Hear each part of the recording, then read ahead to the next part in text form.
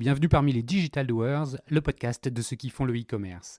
Voici une série spéciale en partenariat exclusif avec One-to-One Retail e-commerce Monaco, le rendez-vous incontournable de tous les acteurs du marché. L'objet de ce hors-série s'inscrit dans les circonstances bien particulières du Covid-19. L'idée est de donner la parole aux retailers et aux fournisseurs de solutions pour les interroger sur l'impact business du coronavirus, ses conséquences en matière d'exécution des opérations et enfin ce que cette crise va probablement changer structurellement pour eux. 3 courtes questions qui sont répondues par téléphone, confinement oblige, pour un témoignage de 10 minutes environ. Donc veuillez excuser la moins bonne qualité sonore de cette interview. Bonne écoute à tous, toujours sans coupure.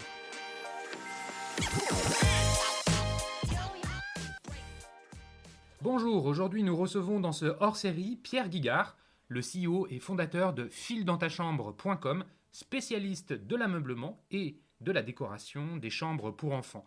Alors Pierre, une première question, elle porte évidemment sur File dans ta chambre. Peux-tu nous préciser quels sont les impacts business de la crise actuelle ?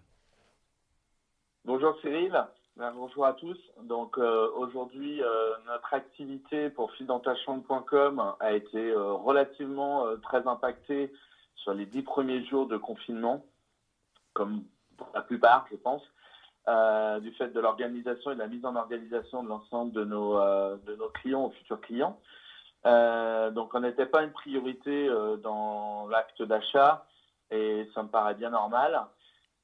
Aujourd'hui, ce qu'on peut remarquer, donc le gros changement qui a été observé, c'est déjà la mise en place au départ de comment nous allions continuer, je dirais, à traiter l'ensemble de nos commandes. Donc aussi bien au niveau logistique et au niveau des transporteurs qui pouvaient continuer et perdurer leur plan de transport. Alors attends, avant qu'on aille sur l'organisation, l'exécution des opérations, d'un point de vue business, tu nous dis une baisse, tu as observé une baisse du chiffre d'affaires sur les 10 premiers jours et t'expliques en quoi c'est assez normal puisque les produits que tu vends sont des produits de décoration, d'ameublement et c'est clairement pas prioritaire en début de confinement.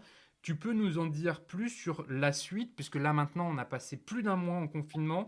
Est-ce que tu as observé un retournement de situation par rapport à ça ? Effectivement, depuis les 5 derniers jours du mois de mars, on a pu repérer un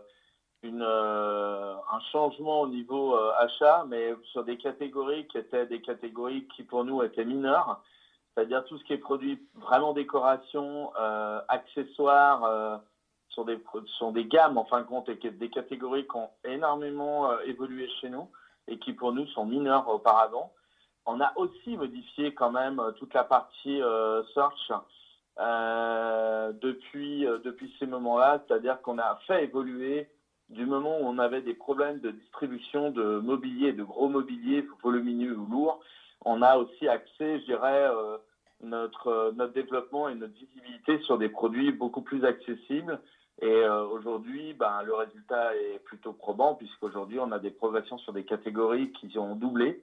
Et on a aussi, je pense, bénéficié, faut le reconnaître aussi, de la fermeture aussi quand même de magasins, de retails et de pouvoir répondre à une demande. Donc, on a quand même des partenaires aussi de transport qui répondent correctement, je dirais, à la livraison dans la plupart des cas. Et puis aussi, peu d'annulations. Donc ça, on a été surpris. On s'attendait à avoir beaucoup d'annulations. Oui, parce que tu as quand même une partie de ton catalogue qui concerne des produits hors gabarit, hein, les lits, les meubles de façon générale. Ça nécessite une supply chain particulière, à la fois dans la préparation de commandes et puis dans le transport jusqu'à la livraison.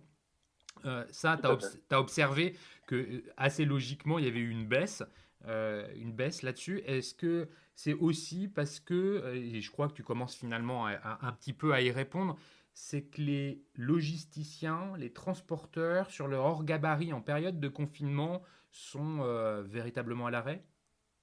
Exactement, c'est-à-dire que nous, on travaille avec aussi bien des spécialistes que des messagers classiques selon les produits. Et on s'est tout de suite rendu compte, en fin de compte, que pour les spécialistes, du fait que tous les gros retailers français ont fermé boutique, eux n'avaient pas assez de flux pour pouvoir continuer et dans un premier temps ont décidé de fermer. Et donc aujourd'hui, au 15, on peut dire que depuis une semaine, moins d'une semaine, depuis lundi dernier, il y a une reprise d'activité de l'ensemble des transporteurs spécialisés dans le meuble lourd et volumineux. Et ils sont en train d'adapter, en fin de compte, pour pouvoir recommencer à délivrer, en fin de compte, au maximum, je dirais, leur ligne de transport. Qu'est-ce que tu as Donc, on fait est en pour... train de Qu'est-ce que tu as fait pour tes clients finalement? Tu as fermé les catégories ou alors tu as dit écoutez, on prend les commandes et puis on vous les livrera quand c'est possible? Comment on fait dans ce cas-là? On a fait le pari déjà, pour tous les gens qui avaient commandé, on leur a défini qu'on ne pourrait pas les délivrer avant le mois de mai. Euh, la plupart, sincèrement, on a eu moins de 2% d'annulation de commandes. Donc, les gens ont compris que de toute façon, la santé, aussi bien des transporteurs que pour eux-mêmes, c'était compréhensible. Donc, il n'y a pas eu de souci là-dessus. C'était plutôt une bonne nouvelle pour nous. Et pour tous les clients qui voulaient passer des commandes, on leur a donné des délais qui étaient autour de mi-mai ou début mai. Et on a fait ce pari-là. On l'aurait repoussé, évidemment, on aurait annulé des commandes ou remboursé nos clients si c'était le cas. Et si c'est le cas, on le fait, évidemment. Et aujourd'hui, on est à peu près dans le vrai puisqu'on redémarre aujourd'hui. C'est-à-dire que les délais de traitement, certes, aujourd'hui, peuvent avoir du retard de 1 ou 2 jours.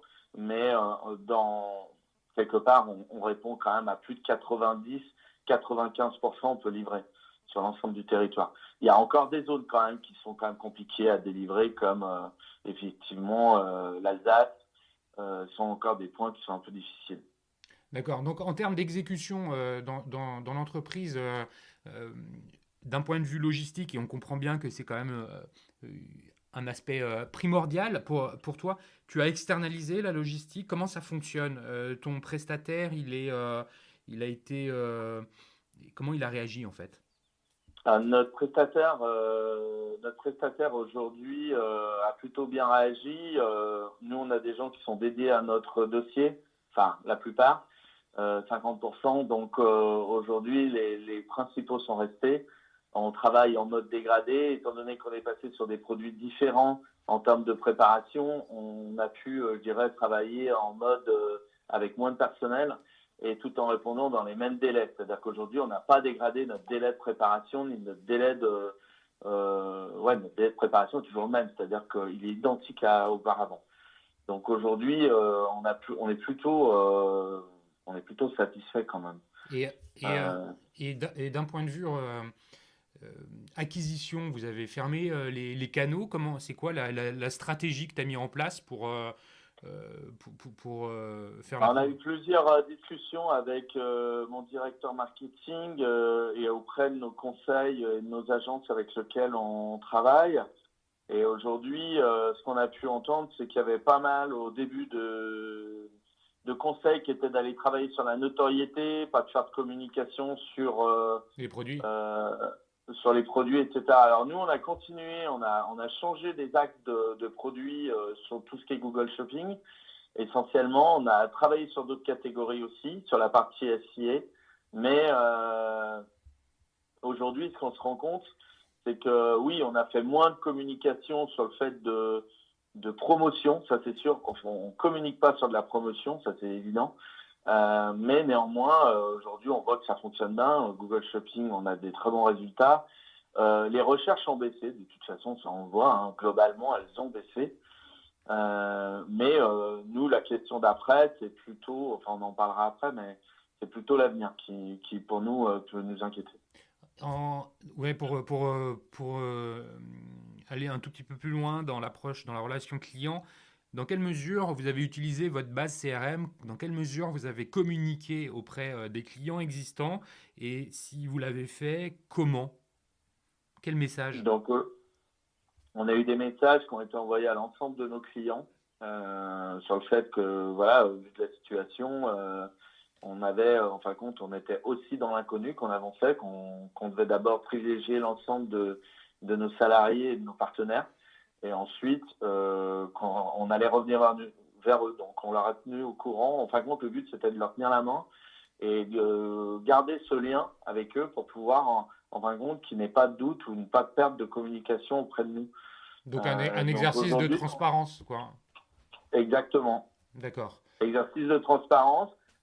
Toute la partie, effectivement, comme toute entreprise, on est tous partis en télétravail.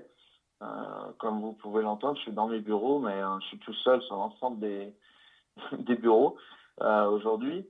Tout le monde travaille en télétravail. On a arrêté toute la partie téléphone au service client, c'est-à-dire que tout passe que par mail ou par chat. Est-ce que ça a eu des incidences, ça? Est-ce que c'est le fait de couper un canal de communication qui est celui du téléphone pour se concentrer sur l'écrit, quoi, les emails et le chat, est-ce que ça a eu des incidences? Ça a des incidences. Alors nous, les incidences, elles ont été portées juste sur des gens qui souhaitent passer des fois des commandes par téléphone. Pour le coup, ça existe encore. Et nous, on est quand même sur une clientèle plutôt moyenne et haut de gamme, donc sur des paniers moyens relativement élevés. Et aujourd'hui, c'est vrai que sur des projets de chambre ou des projets de décoration, ça s'est arrêté net, puisqu'aujourd'hui, ces gens-là ont besoin d'avoir un interlocuteur, je dirais, professionnel pour le conseiller et travailler sur un projet global. Ouais, c'est de la réassurance en fait. Voilà. C'est ça. Très bien.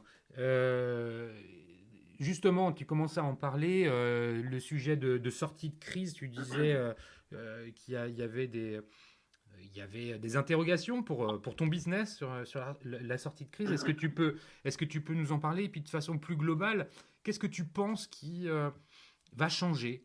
Qu'est-ce que après, enfin, parmi les changements qu'on a pu observer aujourd'hui, les bouleversements même, qu'est-ce que tu penses qui va pouvoir perdurer ensuite?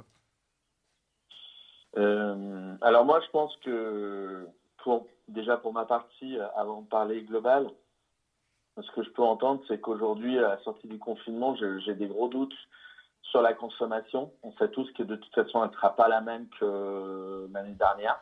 Elle sera plus basse, c'est évident.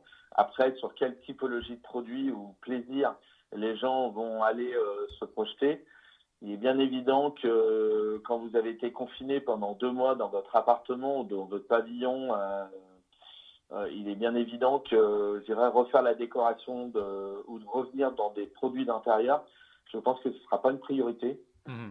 Donc aujourd'hui, moi je m'attends à un mois de mai et un mois de juin un peu compliqué. Après, nous, on a des grosses périodes saisonnières de prise de commande entre juillet globalement jusqu'au Black Friday. Donc, je pense que ces périodes annuelles, en fin de compte, de commandes resteront toujours des périodes fortes. Cependant, on a des doutes sur l'impact de comment ça va se passer.